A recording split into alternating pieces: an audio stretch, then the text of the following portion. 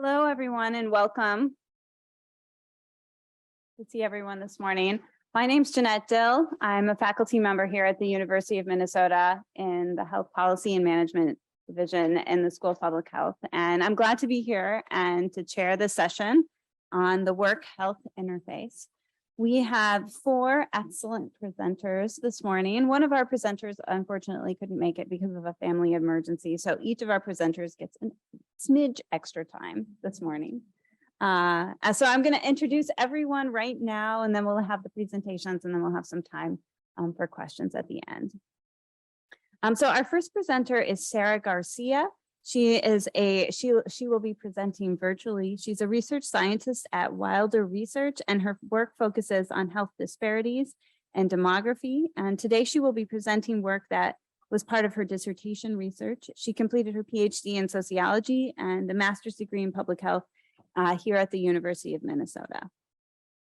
Dr. Weiwei Chen is an assistant professor at economics at Kennesaw State University. She specializes in health economics and health services research, and she's been interested in studying individual behaviors in response to health policies or changes in economic environments. And her work has covered the effect of health insurance, changes in healthcare utilization and expenditures, child health issues in vaccine uptake and substance use. Denis is an applied economist working on issues at the intersection between labor and health economics, and is particularly interested in topics of aging. She works in the Microeconomic Studies Division at the Bank of Spain. She will be presenting virtually, and she got her PhD from the University of Chicago in 2021. And then our last presenter will be Tom VanHeuvelen, and he will be presenting here. And he's an associate professor in the Department of Sociology here at the University of Minnesota, and his research focuses on the causes and consequences of economic inequality. And we will start with Sarah Garcia. So good morning, everyone. It's nice to be here. As Janette said, I'm Sarah Garcia, and today I'm going to be presenting work that was part of my dissertation called Labor Market Polarization and Disability Among Working Age Americans. I want to start off by setting the scene for this project. This is a photo from Grundy, which is a small coal town in southwestern Virginia. Poverty, joblessness, poor health, and disability are rampant in this town. 28% of residents live in poverty, 16% have a disability, and 28% of working age residents are employed. In contrast, just 6 hours northwest in Arlington, only 6% of residents live in poverty, less than 4% have a disability, and nearly 77% are employed. I want to understand what factors contribute to the vastly different economic and social conditions of two counties within the same state. And my dissertation theorized that deindustrialization, which is the decline of industrial capacity due to social and economic change, has created a polarized workforce in which economic and social circumstances are driving up rates of disability among marginalized American workers who are affected by these changing conditions. In this project, I examined to what extent rising rates of disability among working age Americans is attributable to deindustrialization, which has constrained job opportunities in regions like the coal mining industrial town of Grundy and expanded opportunities in regions relying on white collar industries like in Arlington. And so to that end, I had two research aims for this particular project. The first is to examine whether disability is associated with labor market conditions at the county level. And the second was to examine whether disability was associated with labor market changes at the county level. So I had two predictor variables. One was looking at conditions and one was looking at labor market changes. And as I just showed you, labor market conditions can vary drastically within the same state. And so I decided to look at the county level for this project. There's been a lot of recent research that's been showing that disability has been rising among working age Americans, most probably famously or infamously Case and Deaton's 2015 paper, Rising Morbidity and Mortality in Midlife Among White Non-Hispanic Americans in the 21st Century. So the first thing that I did was dig into this to make sure that I was finding the same trends with the data that I used. So I used the IPUMS NHIS for these descriptive statistics. And here I'm showing rates of ADL and IADL limitations nationally in the US from 1997 to 2017. The gray lines just show economic recessions because I wanted to be sure that these trends were long-term and weren't just little blips as a result of an economic shock. And here I'm showing ADL and IADL limitations. ADL limitations measures personal care needs such as eating, bathing, dressing, or getting around the house.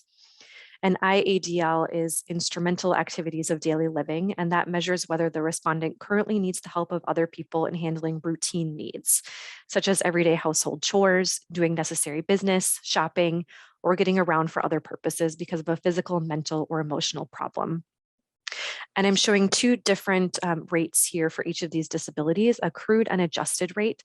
The adjusted rate is age adjusted. And the reason that I incorporated an age adjusted rate is that disability increases with age. So I wanted to be sure that the results that I was finding was not just due to an aging population. I'm just going to show one more measure here. So this is a different disability. This is looking at the average number of functional limitations. So not only are we seeing just a yes, no variable that I showed before is increasing, but also the average number of this type of disability is increasing. And the functional limitations measure indicated whether the respondent reported that they had difficulty doing any of several specific activities because of a health problem. Functional limitations include difficulty carrying 10 pounds, walking up steps, grasping small objects, reaching overhead, sitting or standing for 2 hours, walking 1/4 of a mile, or bending or stooping. And so we can see it's not quite as stark, but the average number of functional limitations has increased in the United States over time. During the same time period, we've also seen a dramatic shift in the labor market. And this graph is showing the share of goods producing industries, and we see that has declined over time. So goods producing industries is primarily manufacturing, but it's any industry that creates goods. So manufacturing and mining primarily. So here we can see there was a lot of bouncing around in the percent of business establishments, employment, and payroll until about the 1990s. And then we see a steady decline in the percentage of goods producing industries.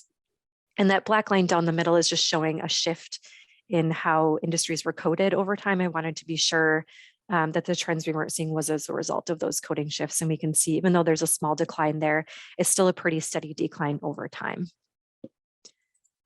On the other hand, we've seen the exact opposite happening with service providing industries. So these tend to be anything that's not goods producing. A lot of times they're lower wage jobs, not always, but it's anything in retail, hospitality, et cetera. So we see here that the exact opposite is happening. So there's an increase in service providing industries over time.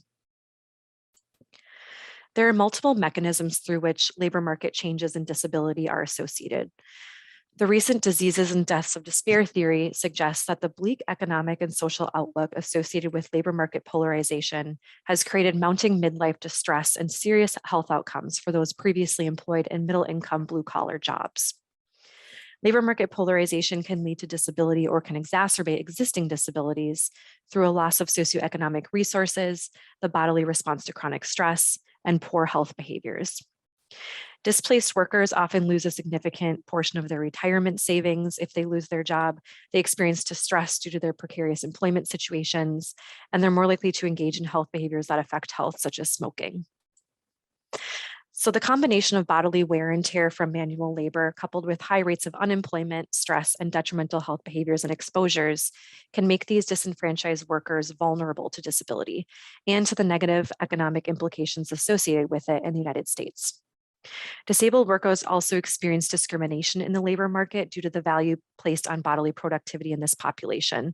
So not only can employment affect disability, but disability can also affect access to employment. So rising disability among working age Americans means a larger proportion of the US population is at risk of poverty and of declining health. I use a couple different data sets for this particular project. From IPUMS Health Surveys, I use the IPUMS NHIS data for my various disability measures and my time varying covariates.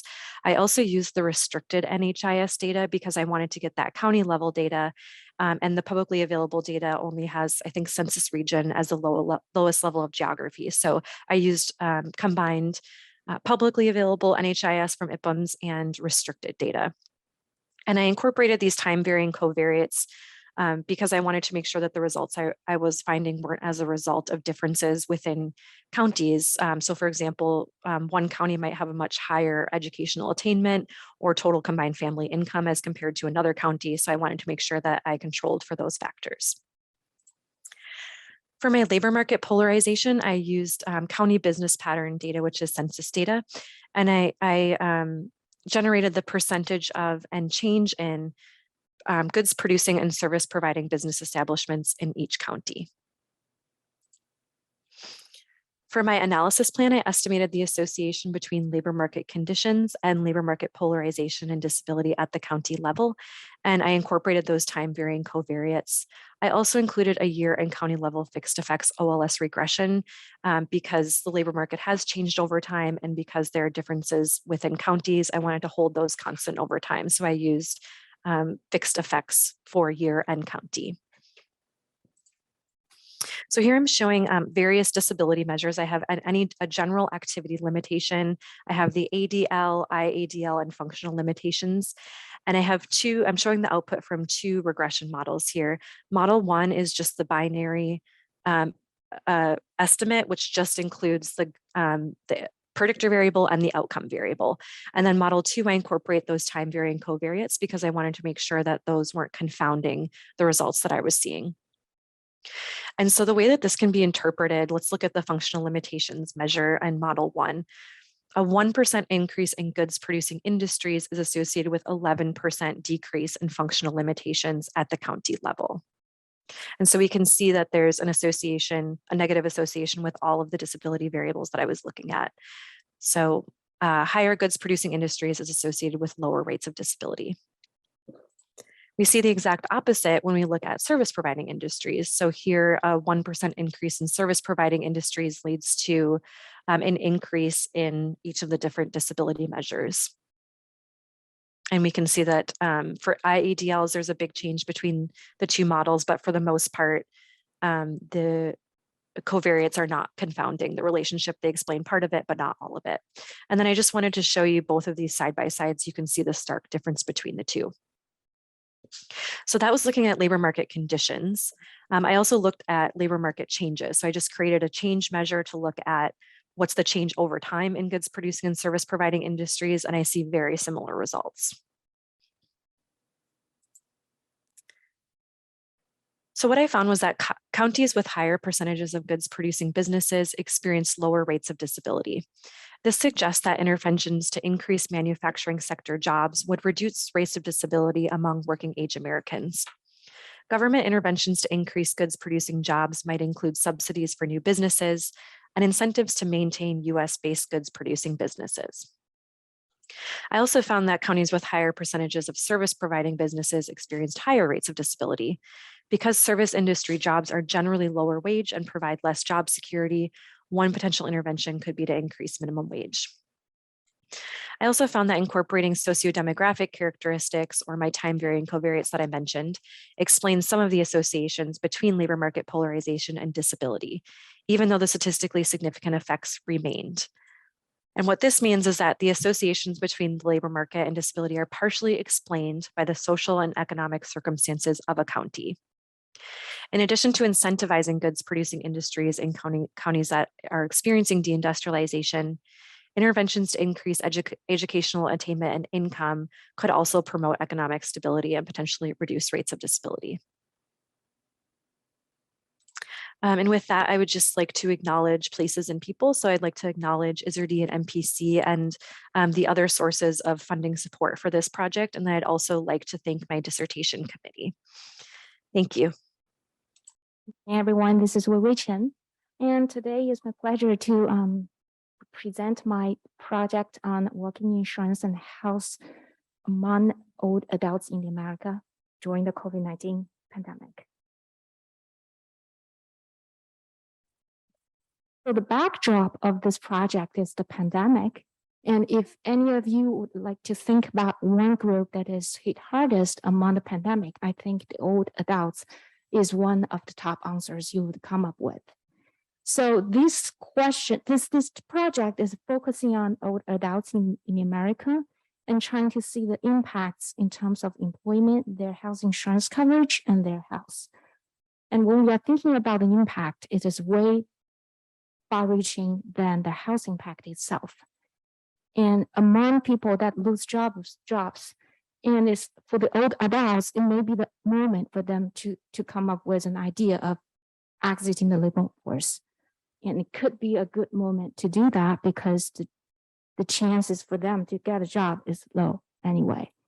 And there are social and economic hardship associated with the changes during the pandemic.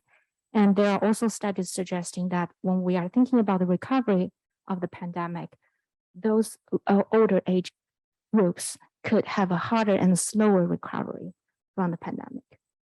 So this comes to the research question that I want to address.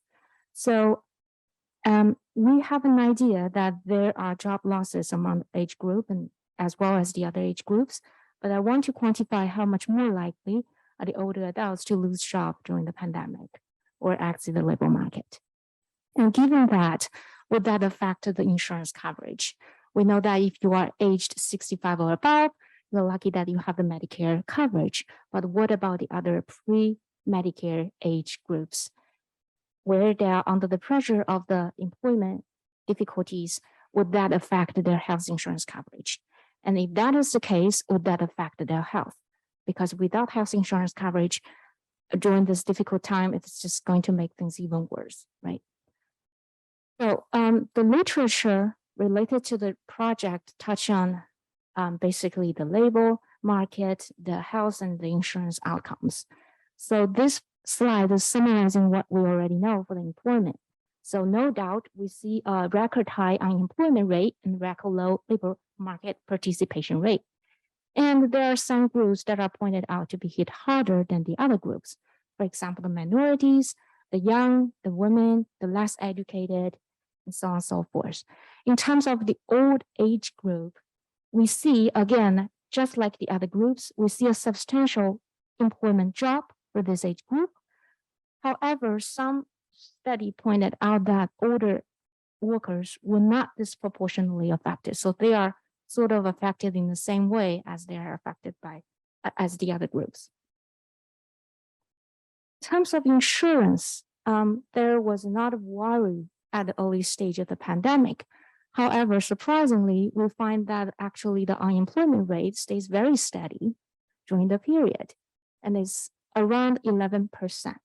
And there are some studies that point out the reason is because many people switching to the public health, public insurance types like Medicaid, Medicare, particularly Medicaid, that sort of counter the employee-sponsored insurance coverage drops. And I would like to see if that is the case, if there is any differences among subgroups for those that are before the pre-Medicare age. And finally, I don't need to mention the direct impact of the pandemic, the health pandemic on the old group, but there are indirect health effects as well. It could be related to employment. It could be related to some other, maybe the social isolation or other issues. So mental health issues is one of the big things that we talk about when we are talking about old age groups. Again, there are some studies that are actually suggesting the old adults are less negatively affected by mental health outcomes compared to other age groups. So I would like to see, and also another limitation is that they are using sort of the early stage of the pandemic data. And here I would like to see 1 year after the pandemic, what we see for the health outcomes. So this paper focus on old adults age 50 and above, and I compare different subgroups among those age groups.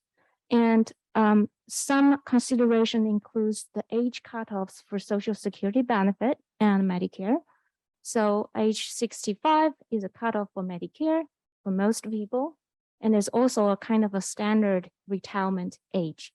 And for 62, it is the age that people can apply for early retirement benefits from Social Security. So I'm separating those people younger than 62 and older than 60 as well. And I'm interested in the pre-Medicare groups for the insurance coverage changes. And I'm also looking at the 1 year after the onset of the pandemic for the health outcomes.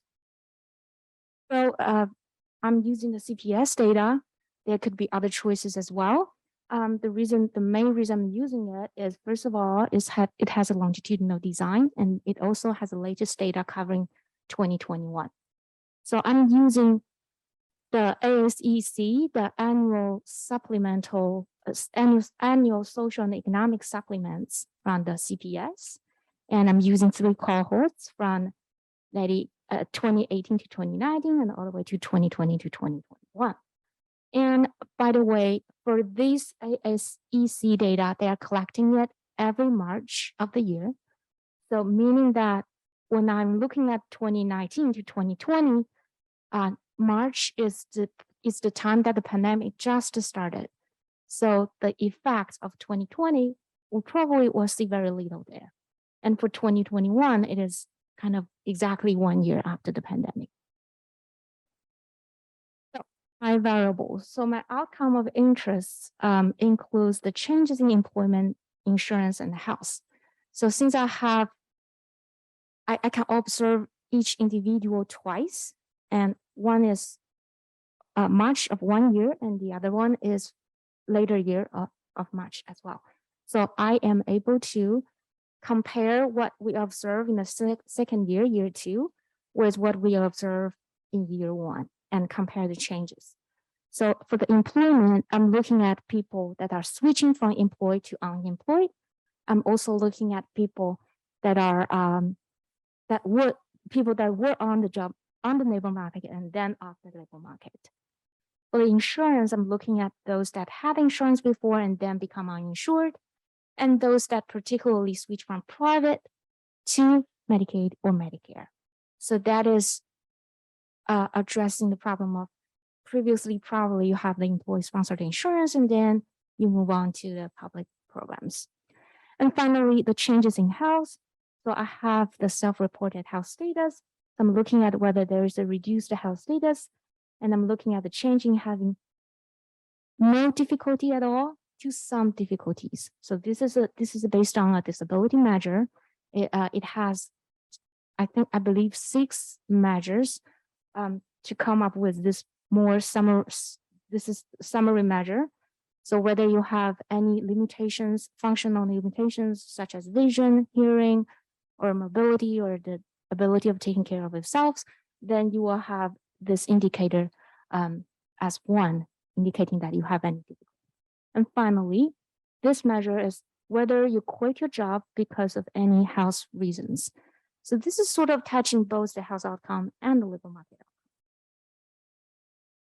And my key independent variables, I have my age groups. So I have these following age groups. Basically, the 5-year bin, it is how I divide the ages. And one exception is that for those lower than 62 and above 62, I have 60 to 61 and 62 to 64. And for the others, they're the same. And I stop at 70 years old because for those that are 70, there is no more changes in terms of the benefits. So if you delay applying for the retirement benefits, there is no change as long as you reach 70 years old. So that's how I divide my age groups. And then I have my year 2 indicator. So I'm indicating the years based on the second year. That is the year I'm comparing the changes in all those outcomes. So I have actually 3 cohorts. I'm separating them, and I'm including year indicator for year 2 for 2020 and 2021. Sorry. And my other controls, including the demographics and socioeconomic status, I also include the state and year fixed effects. So my empirical model looks like this. Since all my outcomes are binary, so I'm using a logic model, and I have my indicators for age groups, and I have it interacted with the year 2 indicators. And I also controlled for the individual characteristics and year and state fixed effects. So the outcomes. Now, this is the labor market outcomes. I'm showing 2 outcomes here. One is the probability of exiting the labor market, and the other one is the probability of becoming unemployed. Just to for interpreting the results, for each outcome, I have particular groups. For example, the first one, exiting labor market, I'm only comparing those exiting labor market with those that were in the market in year 1. And the second one is I'm only comparing those with that were employed in year 1. All right, so all the numbers are different because the sample I'm using for each regression are slightly different. So what we see here for the age groups is unsurprising to see that as you getting older, the chance for you to exit labor market and chance for you to get unemployed, the chance for you to get to exit the labor market is increasing, and it is significant for every age group compared to the reference group, which is the 50 to 54 group. And there is not much difference in terms of year, and there is not much difference when I interacted age groups with the 2020 year indicator. So as I said, that is just when we are looking at the changes there, it's just happening in March 2020. So there was not much going on at that stage. And when we are looking at year 2021, we do see there are some significant effects for some of the groups. So that means in addition to the common trait we observed early on for the age groups, in 2021, when we are 1 year into the pandemic, we do see that people aged 60 to 61 and the people aged 62 to 64 have a higher odds compared to reference groups to exit the labor market. So it looks like these groups are early groups. They are sort of choosing to early retire from the labor market. And when we are looking at the unemployment rate, and we see that since this is not a voluntary decision, it's not based on a voluntary decision, so I'm happy to see that there is no kind of discrimination here for different age groups. So there is nothing going on for the age groups, but we do see there are some trend or overall trend for the years. For example, 2020 and 2021. It's not clear why 2020 still have a positive, still have a higher than 1 odds ratio here for the unemployment rate, meaning that compared to 2019, we still see the unemployment increased in 2020.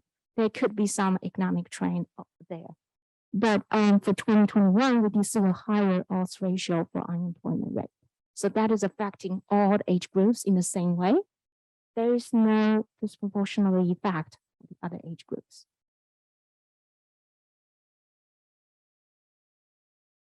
All right, so I move on to health insurance. And the first one is about lost insurance. And the second one is a particular type change from the private insurance to the Medicaid or Medicare coverage. Sorry. Okay, so for the lost insurance, we see significant effects for those age 65 and above, which is not surprising because they will become eligible for Medicare. So their chance for lost insurance is very low as long as you hit that age threshold. And when we are moving on to the age groups for different years, there is one group that becomes significant for 2020. That is the age 60 to 61. Again, because this is just when the pandemic just started, so I'm thinking there was something else going on there for that age group. There could be some outreach efforts going on for those age groups. But for 2021, we see that people aged 55 to 59, they do have a higher odds to lose insurance. However, the significance level is at the margin, it's just 10%. Okay, so when we are looking at the private to Medicare, the underlying thinking is that for those that were more likely to choose leaving the labor market, as in the previous slides showing, those are the age 60 to 64. However, we don't see any increase in the chance of losing insurance here. So we are asking what is going on for them. Would they find ways to cover themselves? Is that Medicare and Medicaid? Is that the answer so that their chance for losing insurance is not increasing? So that's why I have this second group of regression. And we see that again, there is nothing going on. So it's not suggesting those early retirement age groups, they are switching from the private to Medicaid or Medicare. So that does not seem to give the answer for why their chance of they retain their insurance. Finally, health outcomes. I'm having the worst health and then got any difficulty and finally either quit or retire due to health reasons. And we see there are some trends for the age groups. Those are the general trends. It's not anything particular related to the pandemic. But when we are looking at any coefficients down there, there is nothing significant for the health outcomes. So based on these results, what it's showing is that it looks like people are not more affected in terms of health during the pandemic.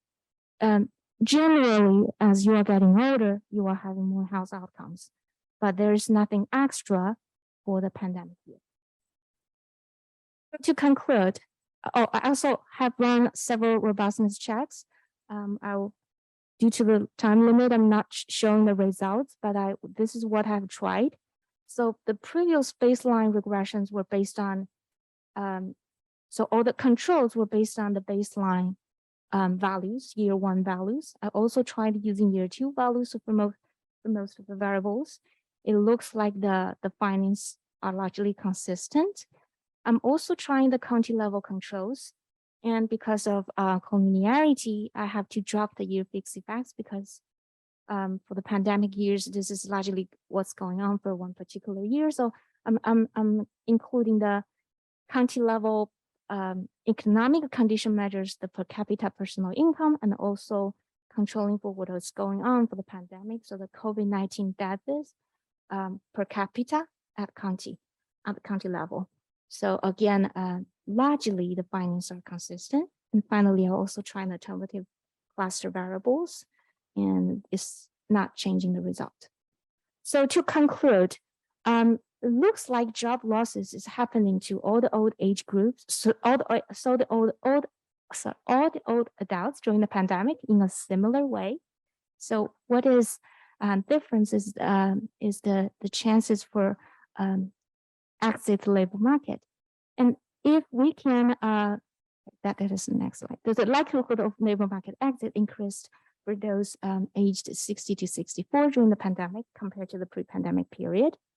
And also for the risk of losing health insurance coverage was greater for those aged 50 to 59, but not for the age group that choose to exit the labor market, those aged 60 to 64. And I don't find any evidence that the adults aged 60 to 64 gain Medicaid or Medicare to counter the potential loss of private insurance. And I don't see any evidence for worse health outcomes 1 year after the pandemic. So some implications and discussions. It looks like the labor market policies could consider strategies to bring back those early retired folks that are aged 60 to 64. And for insurance coverage efforts, they may target on people in their late 50s, meaning those 55 and 50 to 59 years old. And those stable insurance coverage among people ages 60 to 64 is worth further study. And in terms of the health outcomes, I would like to call for caution here because we are only using the very general health measures. There could be other physical and mental health measures from other data sources to dig deeper on that regard. And also there could be data truncation problem due to mortality. You are dead, you are not going to be captured by the data. So that could be an issue as well. So thank you very much. Okay, so good morning. I'm very happy to be here, even though it's virtually. My name is Denis, and I'm going to present my work that is called Heterogeneous and Uncertain Health Dynamics and Working Decisions of Older Adults. And the motivation is that the population is aging rapidly, right? The number of older adults out of the labor force per number of workers is high and is expected to keep rising. So that puts a lot of pressure into public finances. So, which implies in turn that there is an interest in understanding the determinants of the working decisions of older adults. And we already know that health is an important determinant of those decisions, right? We know that negative health shocks lead to early retirement, and for those individuals that remain on the labor force, those health shocks affect their retirement expectations. However, what has been mostly ignored in the literature is the fact that when looking at the population of older adults, there is not only heterogeneity of levels in health, but there is not much studies on the heterogeneity on how fast or how slow health deteriorates with age. So to motivate that, this figure plots different percentiles from a summary health measure that I construct, but I should say that this is robust to using different measures. The data comes from the Health and Retirement Study, which is the survey, the data that I use for this project. And larger values of the health measure is better health. So we can see that as people age, health deteriorates, which we know, right? But the other thing that we can observe is that as the population ages, the dispersion on the health in the population increases, right? So the top line and the bottom line are not parallel. So this suggests that there is some individual heterogeneity in the slope of how health changes with age that is not being included in most models. So what are the goals of this project? Is first to document if there is this type of heterogeneity on how fast or how slow health changes with age. Second, if there is heterogeneity and this rate is different for different individuals at the individual level, that is beyond observable characteristics, the question then is, do individuals know their own slope, how fast or how slow their health change as they age? And as I find that there is information and the individuals have beliefs, the next question is, do these beliefs matter for the working decisions of older adults? And the basic idea is that a 55-year-old who believes his health is going to deteriorate very rapidly over the 5 years may take a different retirement decision than a 55-year-old that believes he's going to be very healthy for the next 20 years, right? And at the end, given that beliefs matter, I look at a very specific provision of information to see if we can shift those beliefs and therefore change working decisions. Okay, so these are my 4 goals. I address them by steps.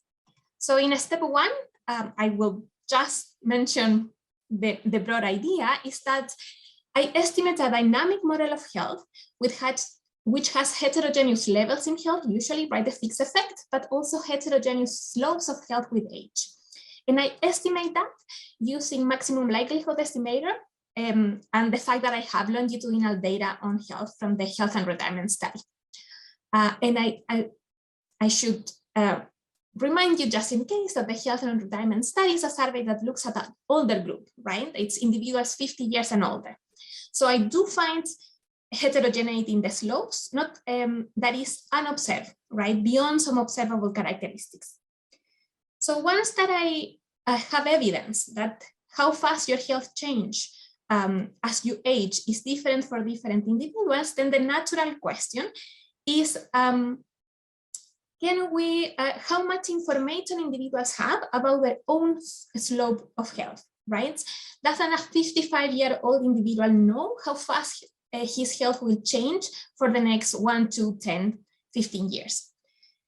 And to answer this question, I propose a Bayesian learning model in which individuals have beliefs about the health slope and update those beliefs as they see their health changing over time.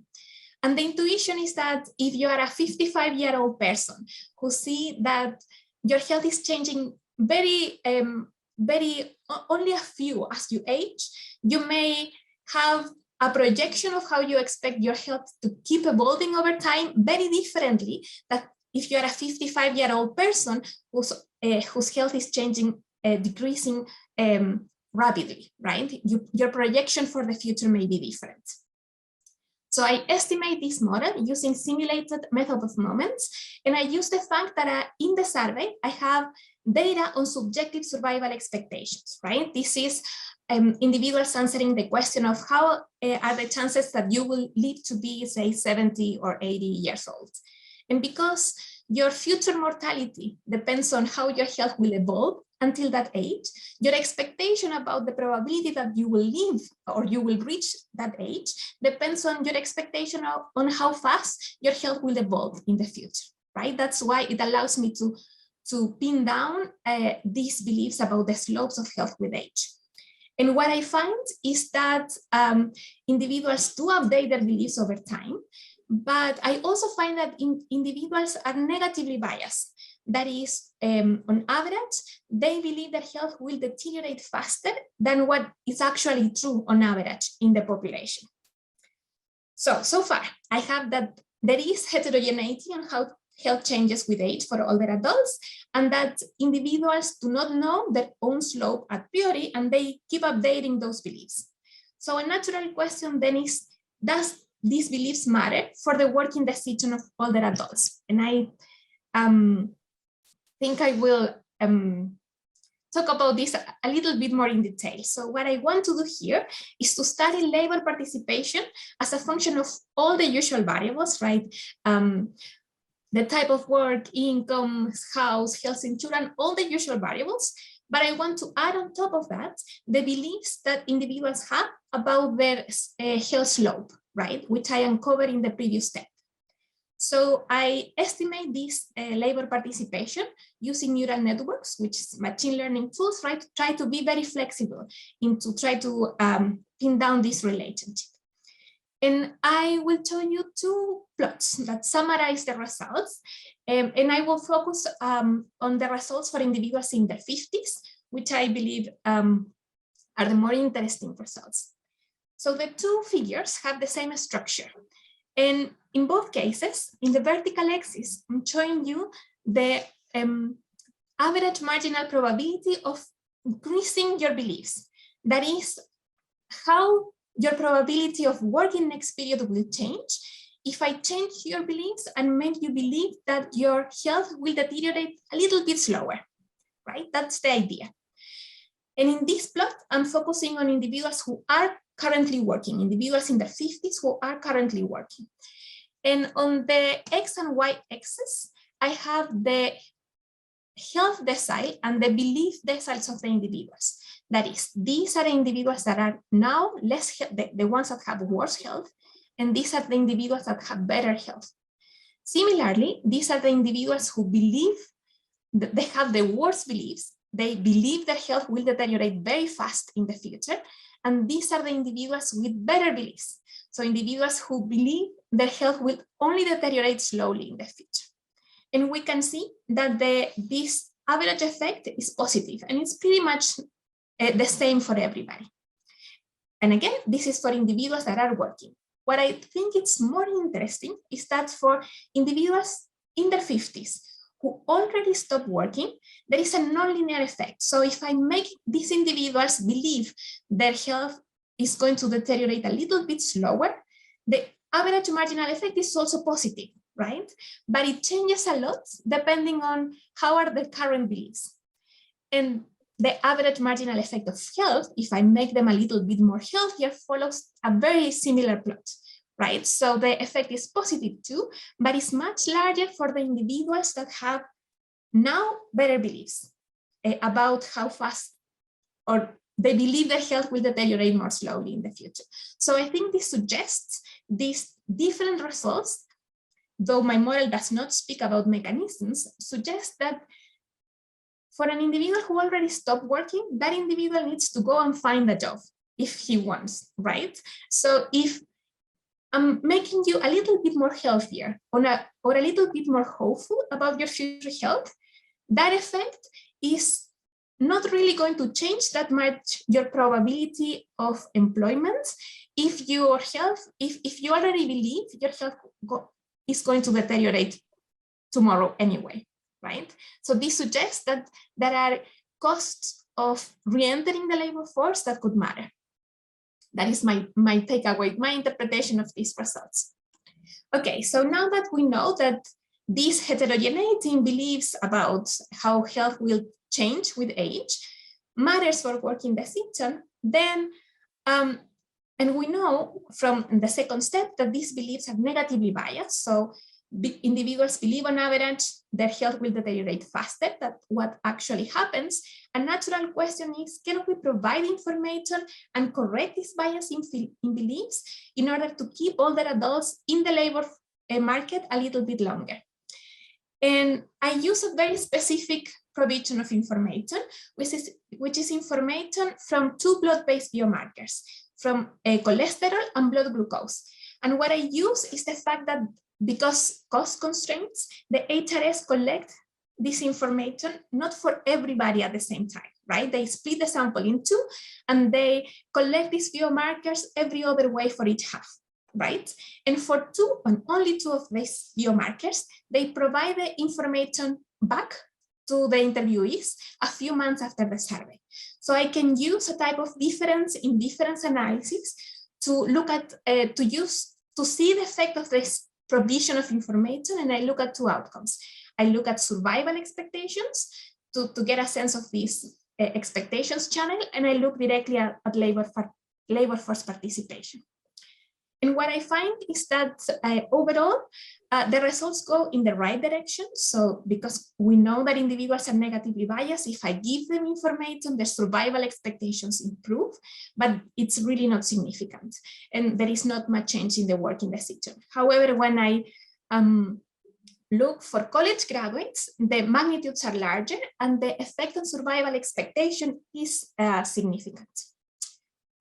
So in summary, what I do is to study this idea that there is not only heterogeneity in levels of health across individuals, but there is also heterogeneity on how fast or how slow health deteriorates with age, right? And if this heterogeneity, which is not completely explained by observables, then I look at the question of how are individuals' beliefs, right? If I have a value that is my own, and I cannot look at my neighbor to see what to expect, I can form beliefs, right? And I find that those beliefs are negatively biased. So individuals believe their health will deteriorate too fast on average. And when I link those beliefs to the probability of work, I do believe that they matter. So overall, and I cannot disentangle channels, individuals who believe their health will deteriorate more slowly will remain in the labor market force longer. And in some results that I don't have time to show you today, those magnitudes are not negligible. So that's pretty interesting, just by eliminating the initial bias. In the last part, I briefly describe you the results on providing two information on cholesterol and glucose levels in expectations, in survival expectations and work effect. And I didn't find any effect on work effects. I find some effects on survival expectations for college graduates, but I should say that this information is not, wow, the source of information, right? It's a very common, specific type of information that it's not even information about getting good versus bad results, because I don't have exogeneity in that information. I only have exogeneity of the source. So this provision of information experiment does not have a significant effect. However, other information provision, maybe just correcting the bias at the average level, right? If we could convince people that survival, it's not what they think they are, the average probability of survival, we could change a bit this labor force participation of older adults.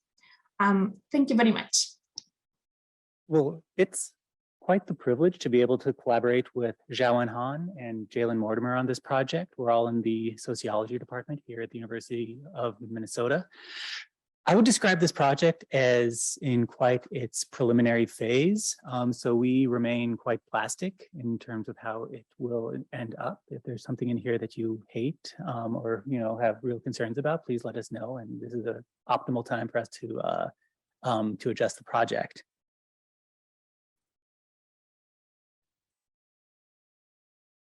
This laptop is quite aggressive and when it goes to sleep. That's okay, I'll just look here. So there are a few things that we know from the inequality and the health literatures. So being a member of a labor union has positive effects on an individual's economic well-being. Unions tend to raise wages for individuals, especially those in the lower and middle locations of the wage distribution. Unions tend to provide economic security and stability for workers during their careers.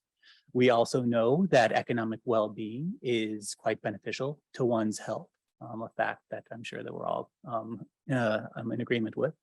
We also know that labor unions improve individuals' health, not only for economic reasons by boosting earnings of those who would otherwise be lower paid, but also for broader social reasons, right? So unions raise wages.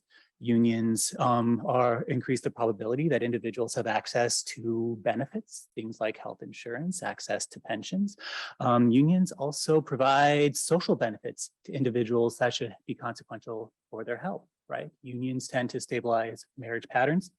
Unions tend to develop social capital among middle and lower paid workers. Unions do broader things that are beneficial to individuals, like host parades or just kind of like raise the status and dignity of ordinary workers. And all of this is really concentrated among groups who would otherwise be disadvantaged in the labor market. Lower middle paid workers, blue collar workers, workers who don't have a college degree. So what we're interested in with this project is the idea that, maybe unions are consequential for health in ways that extend beyond static, kind of contemporary point in time associations. The vast majority of studies of unions in health look at cross-sectional associations, workers who are and aren't union members. What does health look like? What does access to fringe benefits look like? Or longitudinal studies that are tightly bounded in small periods of time. So does joining a labor union in time 2 increase the probability of having good health compared to time 1? But one of the lucky things about being in the company of Xiaowen and Jeylan is that they are some extraordinary life course researchers. Life course theory highlights the importance of things like trajectories across an individual's career, the importance of cumulative advantage and disadvantage. From my own sort of perspective on stratification research, I'm interested in things like lifetime earnings inequality. That is, if you add up all the amount of money that you make across an individual's career, you end up with disparities that are not simple reductions to point-in-time differences, right? Things can get unusual and sort of emergent when you kind of think about inequalities as sort of career-long processes.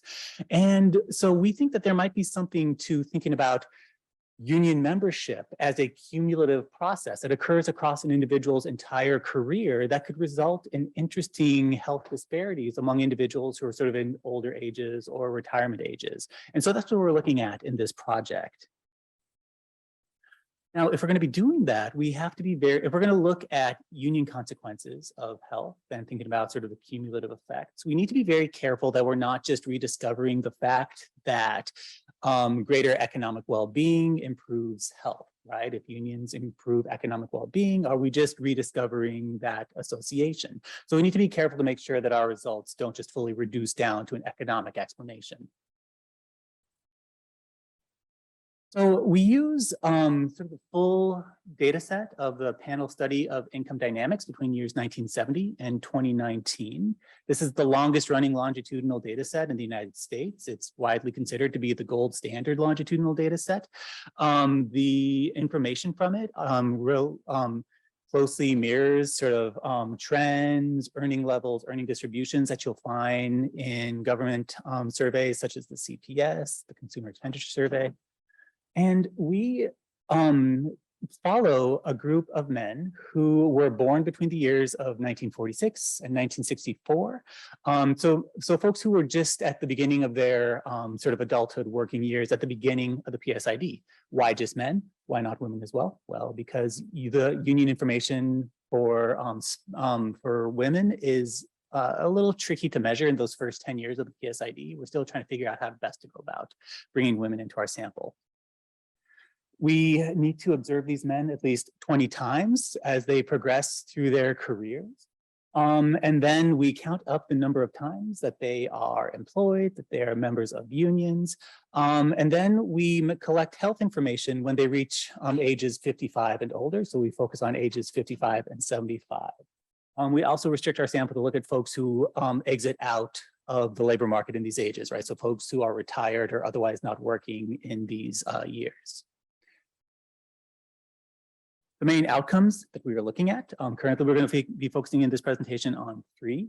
General self-rated health, whether you have fair or poor health compared to all of the categories, standard measure I'm sure you're all familiar with. Psychological distress, which is the Kessler-6 distress scale, and we binarize it to identify those who have potential high levels of distress. And life satisfaction, how satisfied an individual is with their life. We're looking at those who are very or completely satisfied versus others. The PSID has really nice health information, especially in the last 20 years or so. And so we're going to be looking at a broader set of physical, mental, and general well-being measures as this project moves forward. Main predictor is cumulative unionization. This is the percent of observed waves of when an individual is employed, that they are also a member of a union. Can range from 0 to 1. You never are a union member to you are a union member in every employed wave. We have a set of economic mediators, things that, so do any potential union effects reduce down to just economic explanations? These are the cumulative logged earnings that an individual sort of accrues over the course of their career, the total years that an individual is employed, the percent of years that an individual is self-employed, and the percent of years that an individual spends in specific two-digit occupations. In all of our regression models, we also control for the standard set of demographic controls that you would expect: race, educational attainment, birth year, marital status, years married, things like that. So our methodological approach, we're going to proceed in sort of 3 blunt steps. We'll estimate logistic regression models without other economic indicators, but also including cumulative unionization to collect the probabilities of our different health outcomes along the range of cumulative unionization. Then we want to see the extent to which these union effects just simply reduce down to economic effects. So we estimate mediation models. Now you need to be a little bit careful comparing coefficients across categorical regression models. You can't cleanly do so in a correct way. So we estimate generalized structural equation models that estimate our different modeling specifications simultaneously. We compute probabilities and then compute the difference of those probabilities to see how much adding economic measures can pull down our union effects. Finally, we're going to compute group comparison models to see the extent to which our union effects vary across key subgroups. Here, we're going to be focusing on educational attainment, which is a relatively time invariant measure of class, college versus non-college. Union effects in the stratification literature tends to be highly concentrated among those without a college degree. We'll see the extent to which our results mirror that.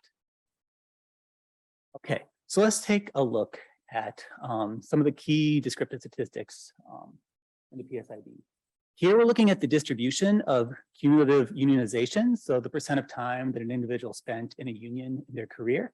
You see that about half the sample was never a union member. Maybe about 6 or 7% were almost always a union member. This to me makes sense. These were individuals who were going through their career during the era of union decline. They were in the labor force during the era of deindustrialization, union breaking by the Reagan administration. And at the peak of union power in the United States, only about a third of private sector workers were union members. So to me, this distribution looks reasonable. Here are Lois plots of our 3 health indicators along cumulative unionization from least to most. And if you look carefully, you can see ever so slightly a U-shaped pattern here.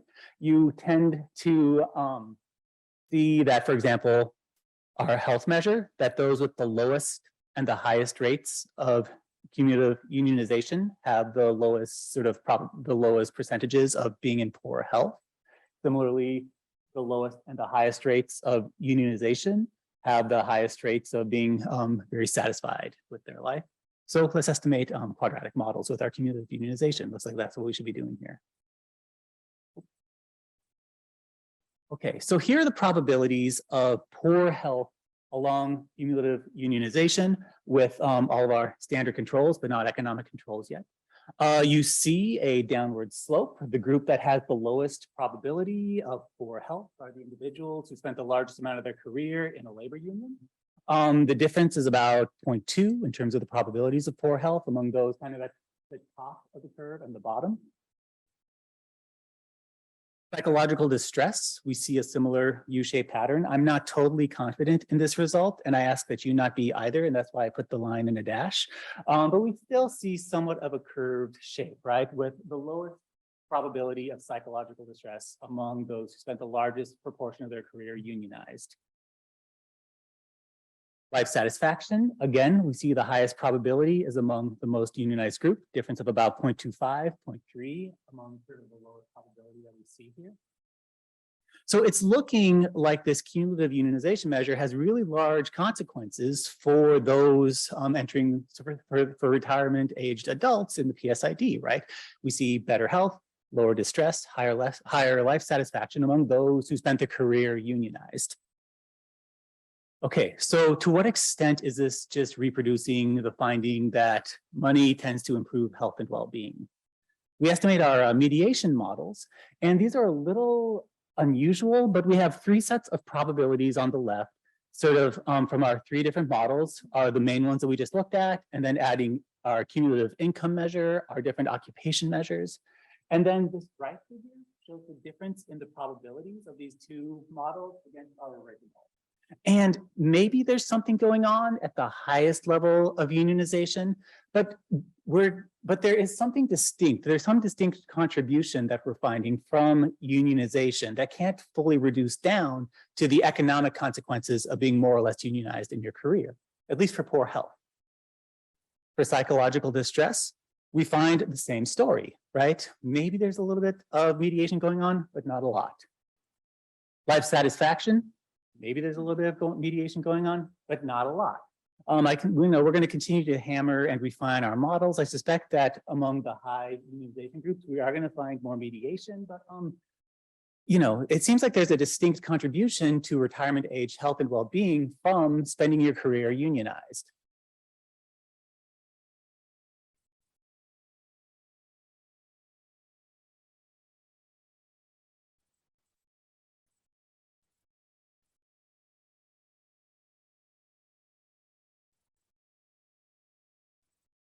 There it goes. Okay, do we see similar findings across groups? Anticipation now, that's exciting. No, we find important heterogeneity, and heterogeneity, at least that to me, makes sense. The U-shape is for, here we're looking at the probability of poor self-rated health. The U-shape is primarily occurring among those with a college degree, right? We have our own mechanisms of social closure, of rent extraction, of opportunity hoarding with our sheepskins, right? And so, college provides that well-being. So to me, it makes sense why very low unionization among the college population also has relatively lower probabilities of poor health. But for our non-college group, this does look more like a slide. right? Much higher rates of poor health among those who spend less amount of time in their career in a union. But then we see this protection of, a unionized career in these health outcomes among retirement age, among less educated men who spent their career unionized. Maybe I just need to be more. So what are we finding right now? Well, it seems like for health and well-being in retirement ages, spending a large chunk of your career in a labor union is quite consequential. A unionized career tends to improve health, lower psychological distress, and improve general well-being for these older men. I think that I'm excited about this project. I think that it will extend the link between unions and health and well-being beyond point-in-time associations. I think that this is an important project because it also highlights the point that these union effects cannot just be explained by the economic consequences of union membership. That will likely be an important part of the story, but I don't think it will be all of the story. I also think that it highlights an important and potentially emerging set of health implications for this sort of decade-long period of successful entrepreneurship that we've seen sort of working against the American labor movement. We're starting to see now interesting health consequences from it. The why care, right? This is a, many here are interested in health and aging, and so why talk about labor unions and the labor movement? Well, it's not to try to get us all rallied to try to restore sort of the glory days of the post-World War II period, right? Like in my opinion, the labor question in the United States has largely been solved. And I really can't see a world in which a robust labor movement will come back kind of at the strength that we saw in kind of the post-World War II era. But I think that we can draw some important lessons of what labor unions as a broader labor market institution did for ordinary workers, right? It wasn't just increasing earnings and stabilizing employment, though they did do that. Unions did a lot of things for workers who tended to be less powerful and more marginal. They kind of centered economic well-being of the typical worker, but also the typical worker's dignity, personhood, and status. So unions fought hard to improve the job quality of otherwise less powerful workers. They worked hard to increase sociality and social capital and relationships among individuals. They worked hard to get broader fringe benefit protections, retirement protections for individuals. They did kind of silly things like host parades in small towns, right? Like not many groups are going out to Galesburg, Illinois these days to try to have a parade for the people who work there, right? But unions did that. And I think that all sort of culminates in sort of this labor market institution that, yielded benefits for individuals. The decline of labor and sort of this new emerging sort of polarized economy that we're finding is going to produce new and important health disparities, I think. I think that the decline of unions likely presents an unexamined source of older adulthood health disparities that we're probably going to start seeing from now on. So the folks sort of who are now retirement age in the PSID, these were the folks who kind of spent the large majority of their career in this increasingly polarized, insecure, bifurcated labor market, right? And, I don't see that going away anytime soon. And so, I think it'll be interesting to take a career perspective towards, experiences in a polarized, insecure labor market to think about how that can produce health disparities among retirement and older ages. Okay.